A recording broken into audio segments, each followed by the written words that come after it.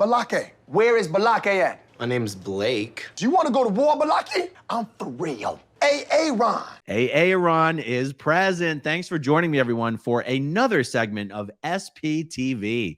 And we got a good one today. Today's video is about a blog post that Mike Rinder did yesterday. He also did a video on this topic yesterday. I'll link to that down below. Adds a lot more context and detail to this blog post. So this starts out really strong. U.S. Department of Justice scathing takedown of Scientology. Mike says this is one of the most damning documents in the history of Scientology. It summarizes the incriminating files seized in the FBI raid conducted in 1977. So for those of you who may not already know, in 1977, a staff member of Scientology's, back then it was called the Guardian's Office. This was a special group of Scientologists working directly for Mary Sue Hubbard, L. Ron Hubbard's wife. One of the staff members of the Guardian's Office went to the FBI as a whistleblower to inform them of what turned out to be the largest infiltration of the United States government ever. And this infiltration had been conducted over the preceding many years by Scientology's Guardian's Office. Michael Meisner was the Guardian's Office staff who went and blew the whistle. And in response to this information, the FBI conducted a raid on some Scientology offices in Washington, D.C. and in Los Angeles. In that raid, they recovered thousands and thousands of documents that revealed the extent of Scientology's crimes, not only with respect to the government infiltration, but with respect to many other things as well.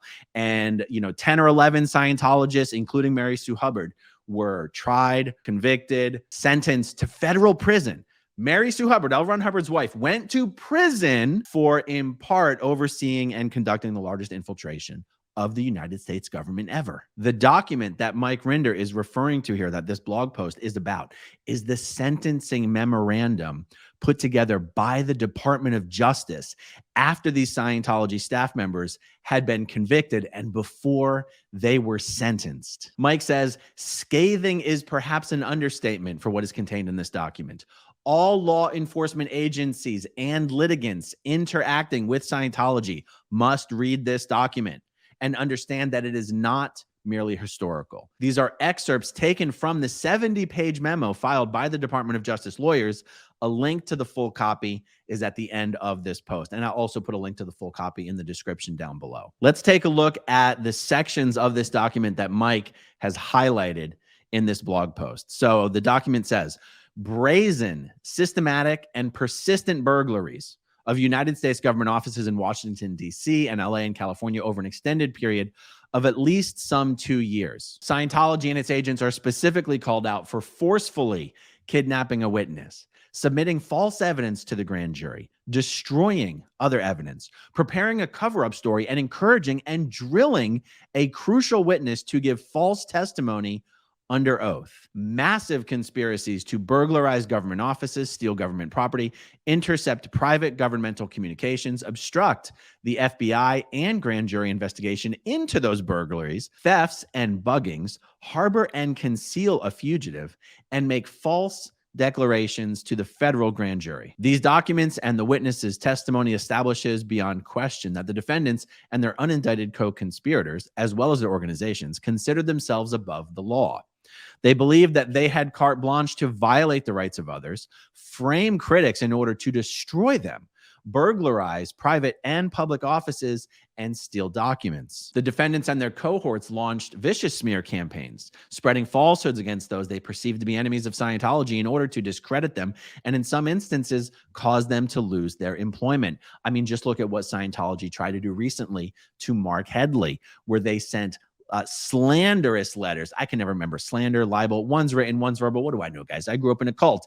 They sent letters full of lies to every client listed on Mark Headley's website with the intention of trying to hurt Mark Headley's business. As far as vicious smear campaigns, look no further than the website Scientology created about me many years ago when I appeared on Leah Remini's Scientology in the Aftermath show. Smith-Levin.com is a hate website created by the Church of Scientology, specifically dedicated to try to smear and discredit me. Now, the fact is, these days, nobody believes the word that comes out of Scientology's mouth. So it's actually very hard for them to discredit anyone, but it doesn't stop them from trying because it is baked into their very DNA. That's what L. Ron Hubbard said you have to do to people who are perceived enemies of Scientology. The document goes on to say the well-orchestrated campaign to thwart the federal grand jury investigation by destroying evidence, giving false fingerprints in response to a grand jury subpoena. Very clever.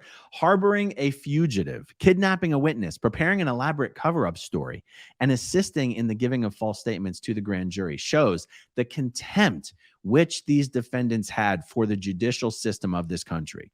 Their total disregard for the law is further made clear by the criminal campaigns of vilification, burglaries, and thefts, which they carried out against private and public individuals and organizations, and carefully documented in minute detail that these defendants were willing to frame their critics to the point of giving false testimony under oath against them, and having them arrested and indicted speaks legion for their disdain for the rule of law. The crimes committed by these defendants is of a breadth and scope previously unheard of.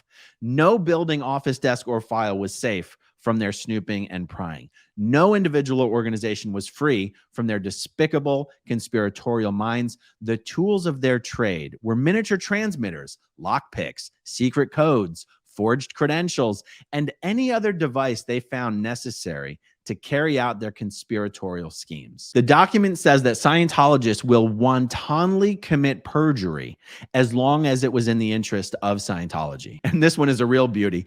The standards of human conduct embodied in such practices represent no less than the absolute perversion of any known ethical value system. In view of this, it defies the imagination that these defendants have the unmitigated audacity to seek to defend their actions in the name of religion. That these defendants now attempt to hide behind the sacred principles of freedom of religion, freedom of speech, and the right to privacy, which principles they repeatedly demonstrated a willingness to violate with impunity, adds insult to the injuries which they have inflicted on every element of society. This document goes on. Again, Mike was publishing excerpts of the document. The entire document goes on to detail some of Scientology's crimes against the American Medical Association, against journalist Paulette Cooper, against then mayor of Clearwater, Florida, Gabe Cazares. Some really, really sickening stuff. Mike wraps up his post by saying there's a great deal more information contained in the complete document, which you can find here. Scientology continues to operate on the policies and directives of L. Ron Hubbard to this day. A new raid by the FBI would uncover the current plans, programs, and nefarious actions they are engaged in, which would bear a striking resemblance to those the Department of Justice wrote about here, considering themselves above the law, planting spies and infiltration, framing people, lying, hiding witnesses. Mike says, I've recorded a YouTube video referencing this blog post that is now on my YouTube channel. Again, I will link to that video in the description down below. Mike gives a lot more context and additional information about all of this. Remember, Mike was working for Scientology when this stuff was going on. Mike knows all about this. Mike knows everybody who was involved in this. And by the way, this memorandum mentioned unindicted co-conspirators. I would be remiss if I did not call out Scientology's attorney, Kendrick Moxon, aka Rick Moxon, was one of the unindicted co-conspirators who was working for the GO involved in this infiltration of the federal government. If you're a regular viewer of this channel, you might be familiar with the name Rick Moxon. You might recognize that face. Rick Moxon is the Scientology attorney who was involved in threatening and silencing the Scientologist women who were attacked, brutally attacked by Scientologist Danny Masterson. So Rick Moxon, the same guy who back in the 70s was helping Scientology infiltrate the United States government, is still to this day doing Scientology's dirty work for him, literally threatened the family of at least one of Danny Masterson's victims to prevent her from going to the authorities. We can see from this DOJ memoranda, we can see from many things, but this DOJ memoranda in particular highlights the contempt that Scientology has for the rule of law, for WOG justice. WOG is Scientology's word for anything non-Scientology.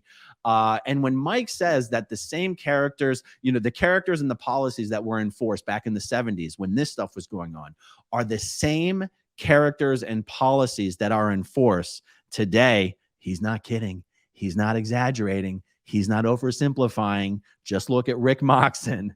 He's the same dude who was there in the 70s. He works for Scientology as an attorney today, covering up Scientology's dirt, silencing Scientology's victims. Scientology always responds to various accusations by saying, oh, it was just a bunch of bad actors in the past, and we've completely reformed the organization, and all those terrible people have been expelled.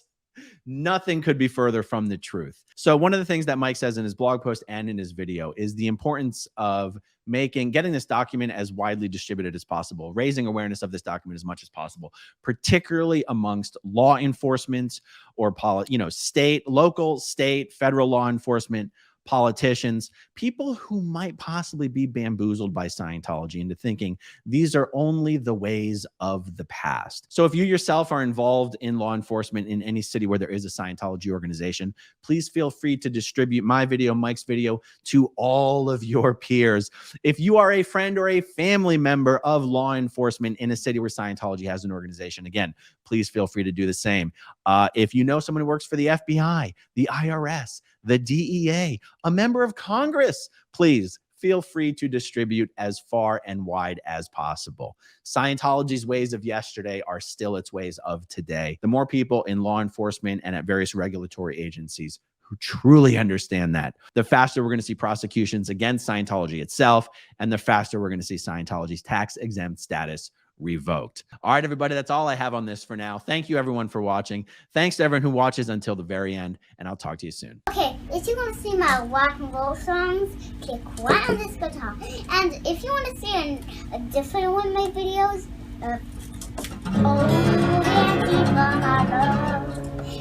then you could click right inside here. If you have subscribed or not, subscribe right